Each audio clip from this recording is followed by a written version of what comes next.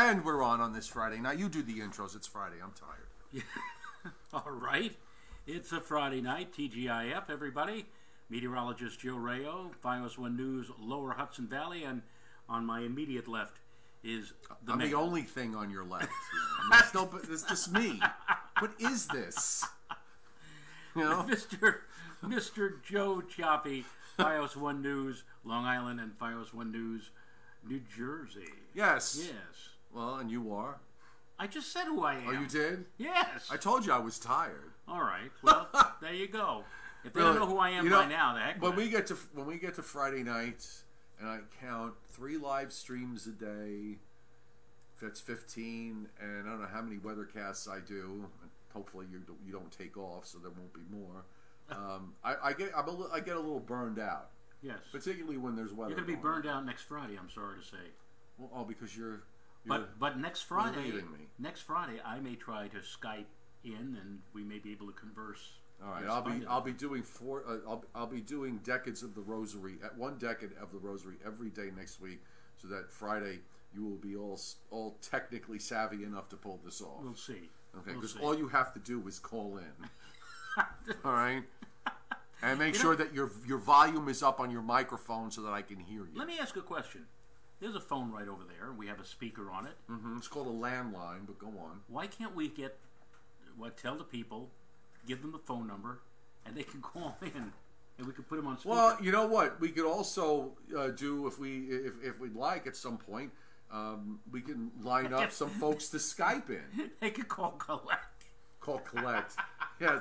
Does anybody even know what that means anymore? You know, they don't pay for phone calls anymore. Does anybody even know what calling collect is? Well, it's back in the old days. And reversing the charges? And reversing the charges, that's right. That is the old days. Yes. All right, so we've got the weekend here. We've been struggling the last few days figuring out, is the rain going to get out of the way on Sunday early enough so that the warm front goes by, and if the warm front goes by, then we could get into the 60s. Kind of still struggling with that. I'm thinking that in parts of the, like for example where I am in Putnam County, it may very well be more like temperatures making it into the 50s, or maybe even low 50s, or if maybe by 3 or 4 o'clock, if we do hit 50 at my house, maybe I'll be singing the Hallelujah chorus. Or, I think for Central and South Jersey, and maybe even for North Jersey, the western part of the state, I think for sure, being that this is going to be more of a west wind and not a south wind, so the west you go from New York City, I think you'll get into the warm front. Like, you know, maybe west of the Hudson River on the Hudson Valley side, right, might get on the other side of the warm front and have a shot of getting to 60 or better, and then the eastern areas might struggle a little bit until it gets through. Yeah, we'll see. That's the plan. The other thing is, Joe, I think we're going to clear out tonight for a while, and the first, I think a good chunk of tomorrow, day side, will probably be dry. It probably will be. I think we'll have a goodly amount of sunshine before noontime. During the midday and afternoon, if you watch carefully enough, you'll notice high clouds that'll be rolling in and lowering and thickening as the afternoon wears on. And when we get into the evening hours, say after 6 or 7 o'clock, the raindrops will finally begin falling. But it looks like Saturday will indeed be a dry day. It won't be as warm as what we're anticipating for Sunday, but still, anything dry is nice, considering all the rain that has fallen in this very, very wet month of November. We must now just speak very quietly and solemnly, because His Eminence Terence Cardinal Brian Fitzgerald is watching at the moment. I guess there's nothing really much to watch on television tonight, so he said, "Let me check and see what's going on back." Using that fire stick, aren't you tonight, Brian? I bet. Why doesn't he Skype in? Well, he could Skype in. I don't know why he hasn't. You know, you could Skype in, Brian, if you'd like. So anytime. So just give us a call. Murray Hill 5 9099 or Circle 7 2098.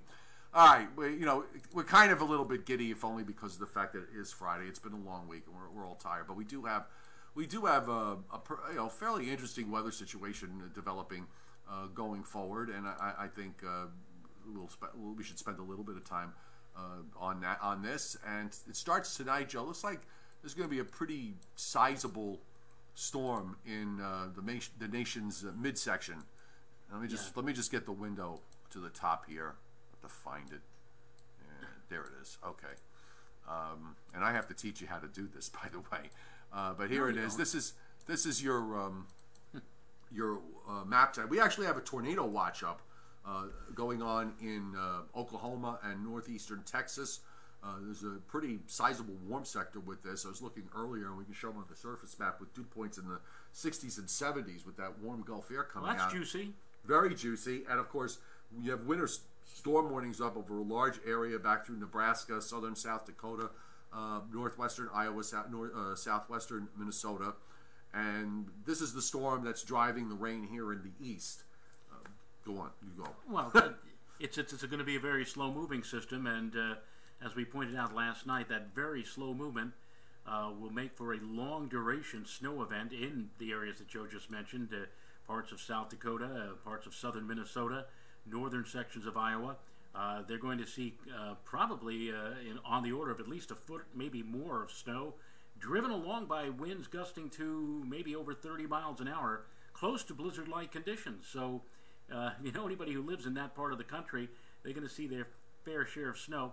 And eventually, I would suppose here's the snow forecast map tonight from the Weather Service, and you got a large chunk of that area getting a foot plus. Yeah, and eventually some of that is going to move into maybe toward the end of the weekend, the Chicago area as well. Well, probably north and west of Chicago, even north and west of Milwaukee. Look, anything that they get in terms of a snow accumulation, we've already, of course, had a snow accumulation here in our sector. And so have they. They've had up to a foot in Chicago from the storm back days ago. But for us, we're on the warm side of this very same system, which is why we're speculating about temperatures maybe reaching into the 50s or even the 60s later Sunday. And on Monday, kicking off the week on Monday, it looks, at least to me, Joe, like it's going to be a bright day, a sunny day, and we may get at least some of that warmth combined with the sun, which is always very nice. And temperatures on Monday could again reach into the 50s, and then the bottom kind of falls out of the thermometer for the rest of the week as a sweep of much colder air moves in. But it looks like, at least to me, I don't know to you, but to me, it looks like much, if not all, of next week is going to be dry and fair. Well, I kind of go along with it. I'm still a little concerned about Tuesday, Wednesday. More toward Wednesday. I'm not ready to stick a fork in it yet and say it ain't happening. Okay. But I'm just this, and I'll explain why. I just put up, by the way, this is the map for high temperatures for I wanted to just bring up Monday here. And yeah, Joe, I mean, we've got temperatures, the average high now is down under 50. It's in the upper 40s, mid to upper 40s. Right. So you're looking at a day, which we haven't had that many of since the middle of October. We haven't had that many days with temperatures actually above average, and this is going to be one of them. Well, Sunday will. Tomorrow won't. Today wasn't. This, by the way, for November, for New York City, finishing about 3.5 degrees below average. It's the coldest November in 21 years. Wow. Going back to 1997. And the interesting thing that I found in the stats was the November of 95, 96, and 97, we actually, those, and this year, all very, very close together in terms of the departure from normal. Right. But if you look at the snowfall amounts from those years, November of 95 led us into the blizzard of 96. Right. We had snow, accumulating snow toward the end of the month. And I actually remember how that played out because it was after a cold front went by and a little wave developed, and it was a quick 2 to 3, 4 inches in some places, and it was gone by the next day. But the other 2 years there really wasn't very much at all, and 2 of those, the 95-96 winter was a record breaker. Right. But the winter before was very little snow. 94, 95, and the winter that followed 96, 97 was also very little snow, and so was 97, 98, and so was 98, 99, and so was 99, 2000. So it was 4 subpar years in a row. Right. So, I keep going back to we're going to have a subpar winter snow-wise one of these years. No, 94, 95 was interesting. There was one, count them, one significant snowfall. That was in the early part of February. It was on a Friday night, Saturday. I think it was like February 4th of 95 or whatever. Had we not received that particular snow, which dumped about 10 or 11 inches in Central Park and a copious amount all around the tri-state area, had we not had that one singular storm, 94, 95 would have been as close to a zero in terms of snowfall in New York City as we could possibly. Well, if you go, take that one out. If you go to, I don't know if it was 97, 98 or 98, 99, one of those winters, there was no measurable snow in Central Park during the astronomical winter season.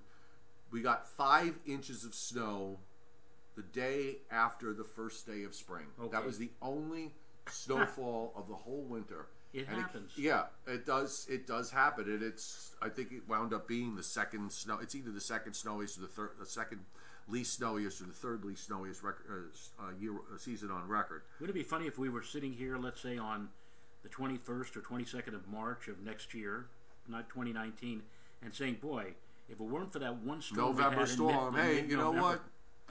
It's hard to believe with the pattern going forward that that's going to be the case, but we'll see. Well, I'll tell you what. The 3 to 4 week experimental temperature and precipitation probability prog came out from the Climate Prediction Center a few hours ago, and why don't I pull it up? I must tell you that like 95% of the country, 95% of the contiguous United States, on that particular prog looks like it's above normal. No, that's not it. This is the 6 to 10 day. Right. Okay, so we got cold weather. This is 6 to 10 day, which kind of is in line. Right. And the 8 to 14 day, which is we're still below, and the rest of the nation's a little better, a little warmer. And the 3 to 4 week outlook. So this is valid. Actually, this is the period from the 15th to the 28th. So it's 14 days. Right. So the thing is, Joe, when you see this spread over 14 days, supposing you've got 1 or 2 days where temperatures are 15 to 20 degrees above average. Right. Okay. And the other 12 days, you're 2 degrees below average. Mm-hmm. Right. So you're 40 above, 24 below, that leaves you 16 above. Right. For that whole period. So technically the forecast is correct. Right. You could have the vast majority of days be below normal and be skewed by 2 or 3 really warm days. I would agree with you in that point if we were talking about maybe half the country, or if we were in the zone where half the country, but that's a fairly widespread swath. You know what? But on the other hand, let me just say this. On the other hand, I think it was not last week but the week before, the first 15 days of December, comparable area to this. Below normal. Right. So they're saying the first half of December is going to be below normal for much of the country, and then the second half of December we flip it to a right. Well, you know what?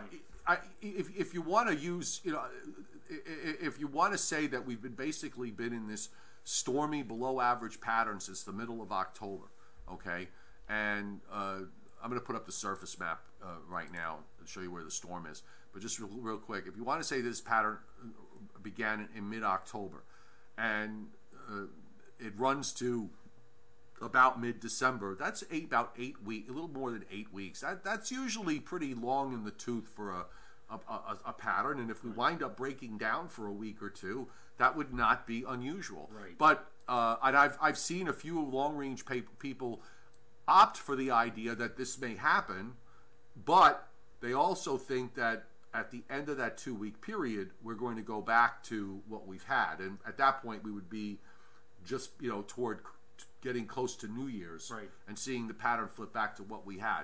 You know what? In my view, that's so far down the road, and we've got short-term problems to deal with, so we'll deal with that. Here, by the way, this is a. Let me make sure I got the latest map, which I don't. I should have the 0Z map, which I do now. And, we've got a 992 low there sitting on the Oklahoma Panhandle. If you look at the warm sector, you've got dew points here in the mid-60s, temperatures in the low 70s. So this is all very juicy air, so hence you got the tornado watch. And, of course, in the colder air, which is kind of marginally cold at the moment, but you're going to have some colder air getting drawn down by this, and the storm itself is going to create some dynamic cooling. You're going to see, I think you might wind up seeing near blizzard conditions in some areas out of this. Right. It's not out of the question.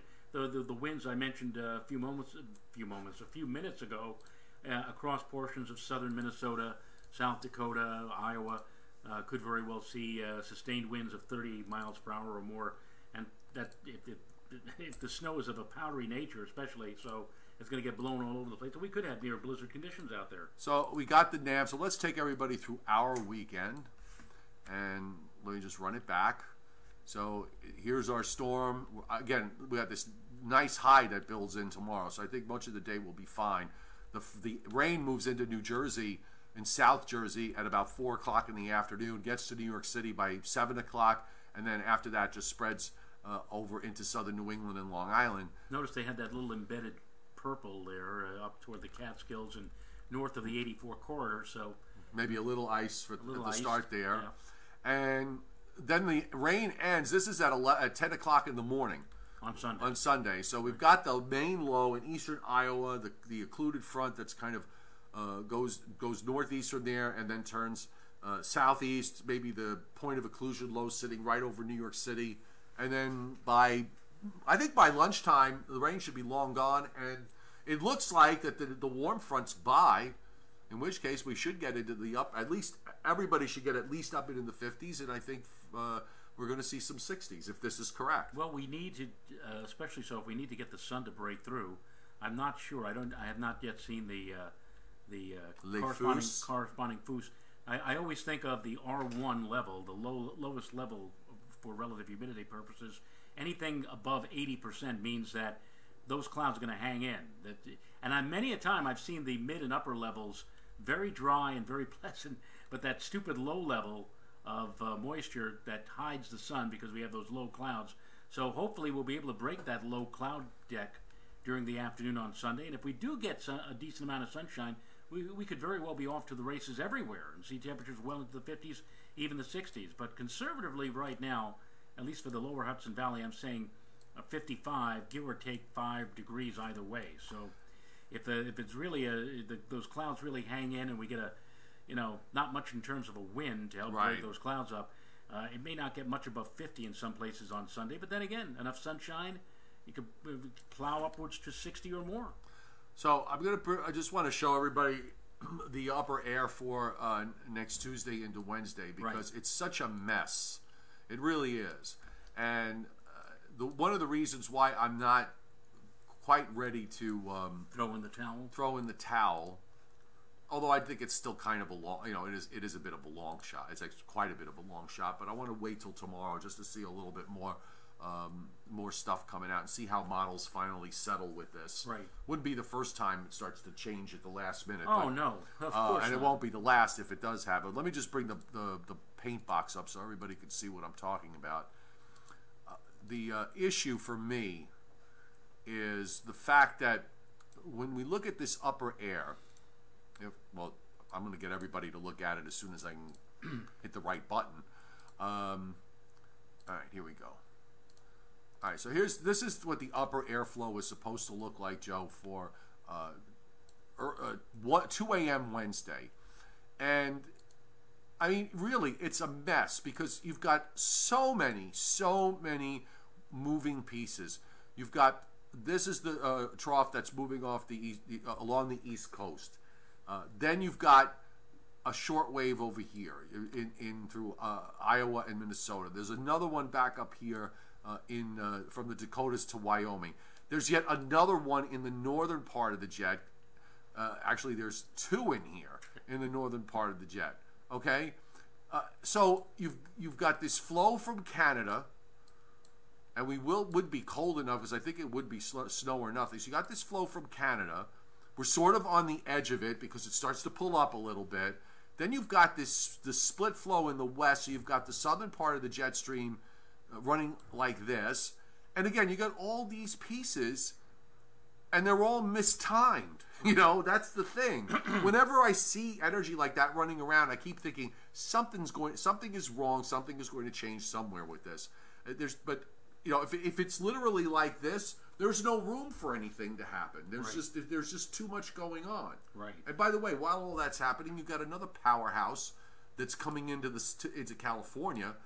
It's just on the edge of the picture, but this system, as it moves east, this is what models are keying on for next weekend, which is all the chatter on the internet talking about the 9th, 10th, and you know, the European. I didn't show you the European snow map from what it did, but it gave. Oh, you did? Did you see it? I saw it on the somebody had it. Mine was exciting though, because I have a different algorithm than they do.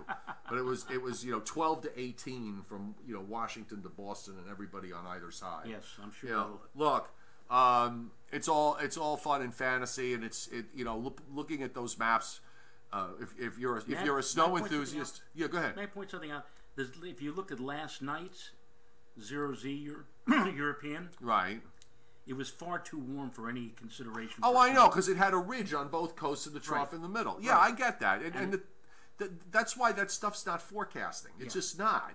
Yeah. It's eye candy for snow lovers. I get that. I'm as guilty as anybody else that looks at those maps and says, and gets excited over it because I'm a snow lover and so are you. But it's not. Well, because we both drive in it. That's why. That's true. I get it. I get the enthusiasm, but all the enthusiasm and wishing in the world isn't going to make it happen. And it's still more than a week out. Right. So it's not. That's not what forecasting is, and it's about getting a forecast right. One of the people I used to work with over at News 12 contacted me a little earlier today. She's going to pick up a puppy for her kids, but the pickup is in Maryland, and she said, I have to do it next weekend, and I've been hearing reports of 8 inches or more of snow. Is this going to happen, or do I have to pick the puppy up a few days earlier? And I said, well, come back to me like Tuesday or Wednesday when a forecast for that time frame is a little bit more believable, because now it's as we just pointed out, it could be open-ended in anything. By the way, they had the earthquake in Southwest Alaska near Anchorage. Wow! And it was incredible. But it looks like, as Daniel Kirby asked this question about any bad weather for Alaska, it's more in the interior. Alaska's a huge state. But I don't see any watches or warnings up for the Anchorage area at the moment. There's a lot of winter storm warnings, winter storm watches, and winter weather advisories that are up closer toward McGrath and Fairbanks and points northward. But down where Anchorage is, it doesn't appear like there are any weather problems there at the moment. I was in Anchorage in March of 2016 for several days. One of the big tourist attractions there is a museum that talks about and gives you the accounts of the great earthquake that hit in 1964. 9.2. Right. And which is, I think, the second strongest earthquake ever observed. Something along those lines. And you say to yourself, and you're sitting there and you're watching all of that, and it did cross my mind more than once when I was there 2 years ago. My God, can you imagine if this was to happen right now? And I heard that today, and I said, I looked at the sky and said, thank God this didn't happen when I was there. Because you know what, if that had happened when I was there, I'd be on the phone all day doing voicers for FiOS 1. We have somebody who's in Anchorage right now. Joe, how does it look? That kind of thing. Which would be interesting, but it wouldn't be very much fun, I think. I have never been. One day, that's like on my list, along with the... To be in an earthquake? No, to go up to Alaska. Oh, beautiful country. I've been wanting to go for years, but it just didn't happen. But one of these centuries, I'm going to get there. You go to like Newark Airport, and you look out the window, and you see planes, and that, or LaGuardia or JFK. You go to Ted Stevens International Airport in Anchorage, Alaska. You look out the window, snow-capped mountains, beautiful, beautiful view. Lovely, lovely terrain, and a very, very nice city to visit. They have the Iditarod every year in March in Anchorage, so it's a great place to go.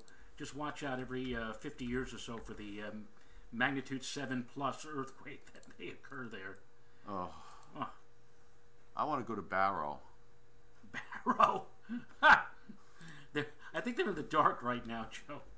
Yeah, people don't realize that it is 24 hours of darkness, but that's like in the northern part of the state. Right. They actually have some daylight as you go and further it's not south. actually, let's put it this way, it's not 6 months of dark and 6 months of light, because when the sun goes below the horizon, let's say in Barrow, it's going to take the better part of another 6 or 8 weeks for the sky to get sufficiently dark. There's twilight. You have a twilight effect that lingers for a while. And finally, when it does go dark, the dark season, it comes, I think, sometime between mid-November and mid-January. And then actually, after mid-January, the sky begins to lighten up again as we approach the vernal equinox in March. So it's not complete darkness, but it's a couple of months. If you can imagine, like, perpetual darkness for 2 months, I don't think I could take that. No, that's got to be tough. Oh, you know what? I'm going to try and get Terrence Cardinal Fitzgerald here. Hang on a second. I'm calling you, Brian. Oh, could we have success? Hold on, I got to make sure I got the speaker turned on.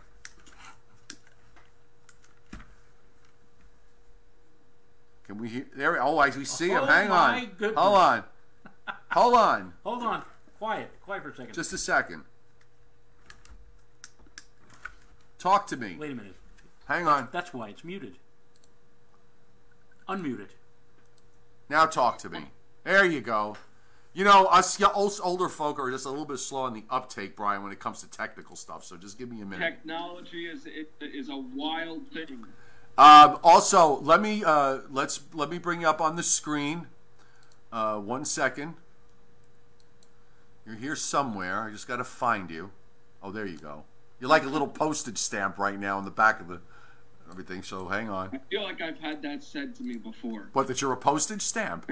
I want to just start off that I usually commend Addison for dressing for my show, for our show, and I'm going to commend you also. That is a fabulous red you're wearing. So yeah, we got a few minutes. This is, the Binghamton Devils. It's like some sort of minor league team. I was visiting a friend. It was free T-shirt night, so that's what I got. Well, you live high. Yeah, I like that. Yes. Did you actually have to go to Binghamton to get this? You did, and while I was up there, I saw April the giraffe. Do you guys remember that? Oh yeah. A year ago. Yeah, I had a personal encounter with April the giraffe. She ate carrots right from my hand. It was unbelievable. Really? I think she's with child again. Yeah, no, that's actually correct. There's a new baby coming, so they got to get rid of the old one because I don't know. Apparently, giraffes fight. They do. They're very difficult. It's the height thing. So that's also been said to me before. What are your thoughts? I haven't talked to you all week, and usually you and I talk once a week or so. And what are your thoughts about the next week or so with all the stuff that we've had happen in the last 2 weeks and what's been on the maps today in the last couple of days? You know what's funny? If you were one of the cell carriers and tracked the calls of myself and Joe Cioffi, you would see it go up enormously in the wintertime. It does. We don't want to know each other in the summertime. No, in the summertime, it's how's the kids, how's the grandkids, isn't the weather great? And then in the wintertime, it becomes serious mode. Well, I have to be honest. Sometimes I get the sense that when I call you or you call me and we're talking about snow, I think I get the feeling that each of us is waiting for the other to come up with their snow amount to say it first, so that the other person can say, "Oh, that's what I went with. That's what I agree. I agree with you." Exactly what I was thinking. Of course. But seriously, for the pattern, in some ways, the pattern to me, Brian, looks so very dynamic, and yet at the same time, there's so many moving pieces. I can't remember a situation, at least recently, where we've had so many moving pieces in the upper air like we have for next week. Well, I think you made a good point earlier, so I was kind of in and out of the conversation. But I was listening to you guys talk about basically what I like to consider the law of averages, right? And so you guys were showing the entire eastern half, or even more so than the eastern half of the country, of above average temperatures in later December. But then you made the point about, like, you know, if you get a couple real warm days, it doesn't necessarily mean all the days are warm. And I think that kind of goes right into the pattern as well. Like, listen, you know, is there the chance that we get a bigger event in there? Is there a chance we get a snow event in there? Sure. And all you need is one. You know, when you think about these winters and you think about how much snow comes in sometimes, and everyone's like, oh, was it a snowy winter? Was it not? You know, sometimes it just takes that one storm to make a huge difference. In terms of the Tuesday, Wednesday time frame, I'm not sold on anything at the moment. I mean, the models are flip-flopping like crazy. It's nuts. It's just nuts. However, that being said, we've been down this road before, and I agree. And so nothing can be taken off the table at this point, because you know, this has burned many of a meteorologist before. So I think Tuesday, Wednesday time frame is something we're watching. I'm not taking it off the table, but I think the last model run or two, it's been diminishing a bit. Well, don't forget too, Brian. Don't forget too. Just go back a day or two ago, and you had some of these model runs taking this next system up to Lake Michigan. Sure. You know, as a deepening low, and yeah. that's not that's not anywhere close to reality. Well, you tell me, how many times have we seen these things come back west? I mean, over and over again. Well, that's why I'm not ready to stick a fork in it. Joe wants to stick a fork in it because he just doesn't want to have anything to do. You want no part of this, right? You want to just go home. Well, you know, there was one forecaster in the tri-state area who will go nameless, who's already promoted this from last Tuesday for next Tuesday. Well, that this is going to be a massive event. I've got a funny feeling I know who you're talking about. I will just say this, Brian. I will just say this. I found out about this quite by accident, because I didn't actually see it, but I read about it, like most of us do. Somebody put something up on Facebook. And as soon as I saw that, I said, you know, this is where I want to really root for it not to happen. Now, I want it to be not a cloud in the sky, you know, just a really nice, quiet, calm day. For the life of me, you know, but forget who it is. But why would anyone come out 7 days, 8 days in advance and make a statement like that? I don't know. I just don't understand. There was a storm back, I think it was 2004 or 2005, where not the same forecaster, but another forecaster actually broke into a network program in the Philadelphia area to tell everybody that this is like on a Wednesday or Thursday, that based upon the maps he had just looked at, the storm of the century was coming next Monday and Tuesday. And of course, it never did. That's the same initials as JB. By the way, can I just long enough? It wouldn't be hard to figure those initials out. I would also let me just also add to this, since Joe and I together, you know, put our years together, and please, you know, it's basically almost a century, but the idea, like, you know, I just want to make it a point that I was putting models on the air back, I don't know, 12 years ago. So the idea that models were never put on the air until very recently is just, well, of course. I wanted to make that point. Okay, yeah. I just wanted to make that point because there's one guy who highly regards you in the tri-state area. Well, just one.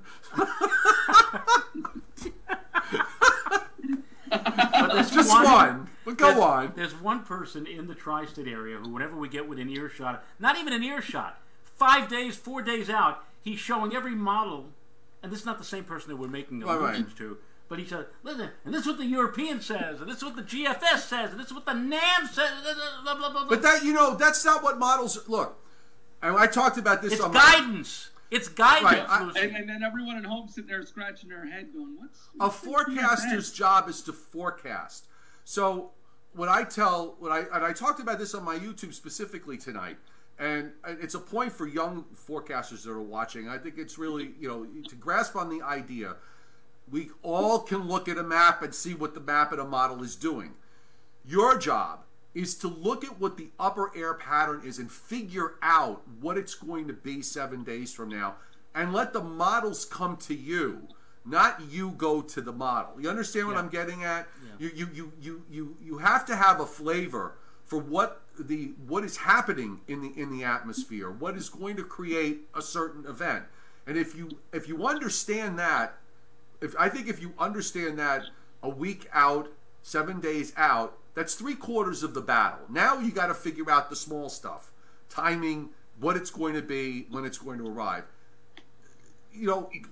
Looking at the GFS or looking at the European and saying, that's it. I got people asking me, did you look at the parallel GFS? Did you look at the Canadian? Did you look at the ensembles? Did you look at, it's like, how much of this stuff am I supposed to look at? I already understand what's going to happen. No. I just don't know the fine details. What drives me crazy is that they show, some of these guys on other social media outlets, they show you a map, a snow map, for 7 and 8 days out. And then they say, this is not a forecast. But we're just showing you this to... Well, why are you showing it to begin with? Why even bothering to get people aggravated or whatever by showing you something that says 12 or 18 inches of snow 7 or 8 days out or whatever? You know why they're doing that? Because if we get the 12 or 14 inches, then they can come back after the storm and say, well, if you remember 8 days before the storm, I showed you this same map or whatever. Come on, get real. Well, yeah, get real. You're right about that, Joe. That and another reason. So, when you get into this social media world, it's all about how many times it's shared, how many times it's liked. You put something like that out 12 or 14 days before a storm system about a huge amount of snow, it's getting shared thousands of times. And now their page is growing, and that's good for them. But, boy, is it irresponsible. Right, exactly. One last thing. It's 9:55. Well, we got time. You know what? Do you if you want to go a little longer, I can deal with Cecil B. to Ivan and do the top and do the top of the hour. I just have to do this. This is my favorite show ever. This is unbelievable. I'm glad you're enjoying it. And I'm ready. I got to tell. I didn't even want to do the show. You guys, you sucked the battery out of my phone. I didn't even want to do the show tonight because when I get to Friday. I'm just kind of burned out, and I did 2 live streams today already. So I mentally I was gone, and I even said to Joe, I really don't feel like doing it, and he says, well, if you don't want to do it, we won't do it. And then I said, of course, let's do it. So and then you pop on, and I couldn't recite. I had to get Brian on our show, Yeah. Can you? Well, I searched for 20 minutes trying to find the Skype name. I have no idea. Oh, okay. Can you do? You. I don't know if you were trying to kid with me or like Circle 7. I was searching those things. Oh, I'm sorry. No. The problem. The problem is. Careful now. The problem is you. I have to close one window in order to open another window of Facebook in order to open Messenger because I can't do it on the way the platform is set up. So I realized I could do it. It just took me a while for it to click in. Otherwise, I would have gladly had you on sooner. Can you do Cole Porter's Friendship? Say that? What was that? Can you do Cole Porter's Friendship? Cole Porter's Friendship? Not Cold Porter. Cole. Like we have a digital breakup here. I don't Cole know what's going Porter. COLE. By the way... Courtney Kane thought that the friendship song came from Hello, Dolly. You're kidding me. I swear to you. He said, she was telling Rebecca tonight, oh, those two were doing Hello, Dolly. I said, what do you mean Hello, Dolly? I said, well, isn't that what it's from? I said, no, it's not Hello, Dolly. No, it's from an I Love Lucy episode, for God's sake. I saw a video on Facebook of you two singing yesterday. Well, that was it. You're becoming quite the sensation. We did Cole Porter's Friendship. I've had people, I was asked earlier, would I do some kind of Christmas song? We could do Silver and Gold. No, I don't like Silver and Gold. You don't like Silver and Gold? No. Oh. I could do Silver. No, I thought you wanted gold. No, I changed my mind. We are Santa's Isn't that elves. right? We build Santa's shelves. We make toys for each girl and boy. Oh, we are Santa's elves. Hey, Santa. Oh, it's 58. You got Hang 2 on. minutes to go. Hold on. He gets very difficult. Ivan is so impossible. Look at this. He's cutting it this close. He's supposed to be on the air live in New Jersey in just a little under 2 minutes. And instead he's singing the Santa's Elf song. I have plenty of time. There's plenty of time. 1 second. Do I turn the camera so they can all You can. All right, guys. So, well, let me let you go, and you do what you got to do. Oh, so you don't want to just wait till we get off? I do this and I come back on. Is that what we do? I don't know. See, I'm normally asleep at this time. All right, let's keep you awake a little while longer without. You realize what you just said?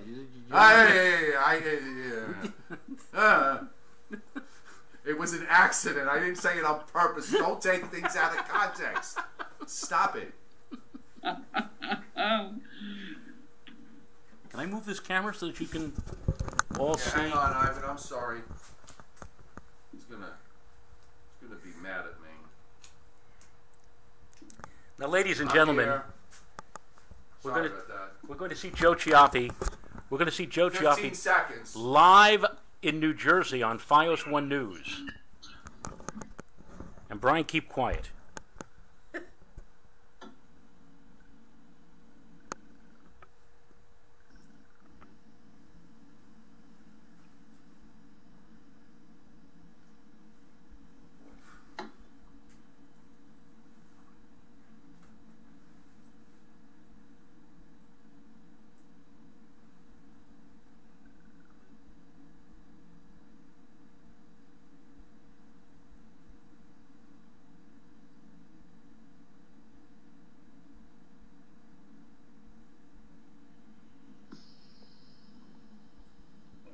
Turn the volume down.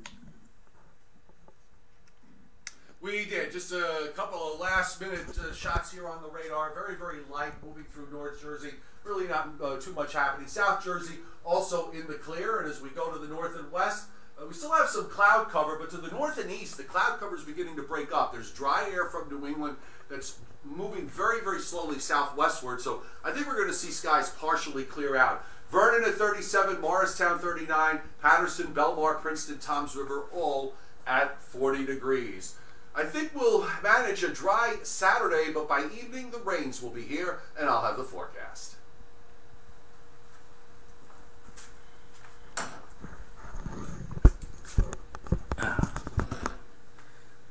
Is he still there? He's showing us his Christmas tree, I Oh, believe. nice. I think I turned him back on. Right. I was hearing some noises, that's why. And there it is. How Christmassy is that? Oh, that's really nice. And I'm wearing my, red and blue, I got a red tie on. That's a nice tree, Brian. Where are you? Are you with us? I'm here. Hold on. Where's the train set? Oh, the train is in shambles. Oh my God! The children have taken the train and just thrown it across the floor. I just sent my grandson. They're putting it up tomorrow. I sent them the Lionel, the big set, the Lionel Polar Express. Wow! Oh, that's what this thing is. Is Look, it? There it is. Oh, nice. So yeah, it's some sort of Polar Express. all kids should have train sets. I have 7 Lionel sets, and they're going to the grandkids one day. What about HO? Anybody buy HOs are still around. I don't know. I guess it goes to whatever you grew up with. Right. I remember I had a train set. They in the windows they had silhouettes of people's. Yeah, I have. That's a Pennsylvania, Yeah. the Pennsylvania line. Yeah. I have that. To give them classifications, right? They had like sizes. Yeah, there's O gauge, O27. I have O27, and those are sharper curves. Yeah. From the very first set that my dad got when I was born, and just basically added to it. And then I bought sets over the years. There was a series of years where they were coming out with all these, annual, kind of like once a year sets, and then they wouldn't sell those sets again for, they would rotate them. So I bought like one set a year and I got them as gifts too, for Christmas gifts. So that worked out. But I actually would like to have a big, get a big empty room and just have at it and put them all up. Yeah, that would be fun. A lot of people will make them. They'll get a big, big sheet of plywood and then buy all the material and kind of make it on the plywood so that then they can remove it, put it back, do whatever they want to do. The problem with that is that I live in the town of Brookhaven, and if they get word that there's a small town in my basement, they will come in and tax it because that's what. You see them on the beaches. If you build a sand castle, they'll tax it. Yeah, see, we don't have that issue up here at the Great Wall. You're kind of just free to do whatever, but there's not much around. Joe's checking the foos. Yes, I am. Brian knows what the foos is. I do know what the. Brian looks at the foos. Some of these youngins, they don't know what the foos is. Well, it's funny. So even since, obviously, you guys have been doing this a long time. Further than me, but even since I've been in the game, the models have just exploded. From when I started. When I started, it was the Ada model, and now it's the NAM. Right. And now and so on and so forth, and now we're looking at German models, and we're looking at European models, and the field has kind of exploded. Well, really, what it's become is, at least for the enthusiast, at least, it's become find the model that gives me the outcome I want. Yes, exactly. And that's not forecasted. Yeah. What does the foos say? The foos says that through Sunday, the R1 level is like 90 to 95%. And the R2 and the R3 levels, the mid and high levels, are in the 30 to 45% range, which means very dry in the mid and upper levels of the atmosphere, but down low, a lot of moisture to cut through in order to get that sun to shine on Sunday afternoon, which is why don't be surprised if it stays rather cloudy for much of Sunday. We don't see much in the way of sun, and it only stays in the low 50s or near 50 instead of the 60s that we've been, at least in the tri-state area. We'll see how it goes everywhere else, but...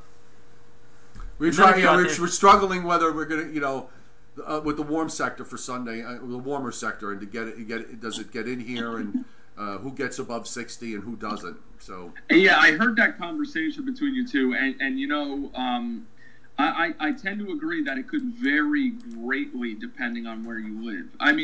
Sure, if we break into sun everywhere, whatever, but if that doesn't happen, there's going to be a huge divide between parts of Jersey and parts of the Hudson Valley. Like where I'm at up in Dutchess County, I could see us getting locked in the 40s. Mm-hmm. Right. Exactly. Easily. I said I live in Putnam County, which is right next door, and if we get to 50, I may be singing the Hallelujah chorus on Sunday afternoon. It could go that way. Meanwhile, South Jersey or other spots may rise through the 60s. Who knows? We'll see. Well, why don't we say goodnight? Because I'm thinking we're coming up on 6 minutes after 10. Let me show you guys something real cool before you go, though. So sure. I've been into the fireplace lately, so we've been doing that. We got some wood. But check out what I got straight off the boat from Ireland. This is Irish turf, it's called, which is peat moss. And we've been burning this, and it's really, really cool stuff. And it's got a great smell to it. I thought you guys would. I for years. Well, just a quick story. With Hurricane Sandy out my way, we had a lot of trees down, and I literally split and stacked about 13, 14 cords of wood, and have spent the last 6 or 7 years just burning through it. And I'm at the very end of it now. I've got less than 1 cord of wood left for the rest of this winter, which is probably not going to be enough for me. But I totally appreciate a fireplace, and I used to love getting different kinds of wood, birch, and the different scents, the natural scents that you would get when you burn a fire. There's nothing like it. Yeah, it's a lot of fun. It's a lot of fun. Well, look, you are always, whenever you're, because you have a tough schedule, and getting in here early, you are always welcome on, and not just because you're the big cheese around here. Right? I'm not playing. I'm not playing up to you. This was a lot of fun, and it's not often. The timing just happened to work out. I mean, as you guys know, I'm up at 1 a.m. for work, and so I'm generally in bed at this time. But it's a Friday. I happen to be watching, and it worked out. So it was really fun. I'm glad you had a great time. So now that you know my secret Skype number, shock of shocks. Rao here, thanks to his wonderful son, who I'm going to send a message to, so I can let him know what else he needs to show you to do. Okay, so he got a camera on his computer, and now he's all set so that when he's off, if he wants, we can Skype. He can Skype in, and we can do the Joe and Joe show next Friday night. And then I got to show him how to do OBS so that when I'm not working, I can Skype in and do the Joe and Joe show on his side. So since he's been here, he's lost the flip phone. Okay, right? Oh, that's a revelation. I didn't know. Oh yeah, he lost the flip phone. It was almost a family revolution over it, but he lost the flip phone. He got the smartphone. He may even occasionally turn it on. So now we're at the next step. I'm sorry. He knows I'm playing with. He knows I'm kidding, and I need him. But my ringtone. But on my iPhone, the ringtone is a good old-fashioned ring from an old-fashioned telephone. The number you have reached is not in service. Well, of course, and when you call Mr. Cioffi, you have to listen to music. It doesn't even just ring. There was a 1930, I want to say 35 or 6 movie. I forgot what year it was in. It was of human bondage, and it starred Betty Davis and Leslie Howard. And there's a famous scene, you can YouTube it, of her. It was one of her greatest performances, and she is basically down and out in London, starving to death. She has got not a good reputation, and she plays this whole screaming scene in him where she yells at him, "You dirty swine! I never cared for you, not once. I was always," and it goes on. If you play it, that was my ringtone. When that was my ringtone that would come up. Why? Because he's in love with Betty Davis. That was not just my ringtone. That was the ringtone that you heard outside. So my phone would be there, and suddenly you would hear this voice going, "You dirty swine! I never cared for you, not once," and on and on. I have a bizarre sense of humor. It's kept me alive long. That's funny. In the 1950s, I fell in love with a movie called "Come Back, Little Sheba" with Shirley Booth. Shirley Booth, and I forget who one of the greatest actresses of the last century. She was Hazel. It's a little bit before Brian's time. I think half the stuff you guys reference is a little bit before your time. Well, it is because it's all. The thing is, it's all. This was stuff that when we were kids, we saw once or twice, and then you never saw it again because there wasn't what with YouTube and all the rest of it. Netflix, so it made an imprint on our minds, and it was part of us. You got some of these actors and actresses. We had a limited amount of syndicated channels, so you had Channel 5, Channel 9, and 11, so you would see these shows over and over and over again over the course of a number of years. The Loretta Young Show. The Loretta Young Show. Where you could actually see the sets were made of cardboard because they would collapse because it was live television. Some of the stuff is hilarious, by the way. Listen, let's go. I want to go home. I want to stop for a cigar on the way home, and like I said, Brian, you're always welcome. You got the Skype number, so whenever you've got the time off the next day, so you don't have to go to bed early. Just call, just shoot me a message, and we'll have some fun. Okay. Sounds good, guys. I appreciate you having me on. And I see we have 100 years right here. It's 40, 40, and 20. And 20. 100 years of experience. 100 years of experience, and we still can't come to a conclusion. Are you ready? All right, guys. I'll see you. All right. Say good night, Joe. Good night, Joe. Good night, everybody. I hope you enjoyed it. We'll see you next week. Good night, Brian. Good night, Brian.